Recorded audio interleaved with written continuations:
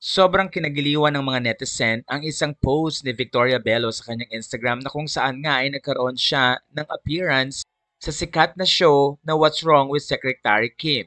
Ang nasabing teleserye ay mapapanood sa View at nandun nga ang sikat na doktor kaya ayon sa kanya excited siya sa nasabing behind the scenes na ito na ipinakita niya sa kanyang mga fans sa pamamagitan ng social media. Sa kanyang caption ay sinabi niyang ganito, "Lights, camera, action. Tune into What's Wrong with Secretary Kim on View to see Dr. Vicky Bello play Dr. Vicky Bello."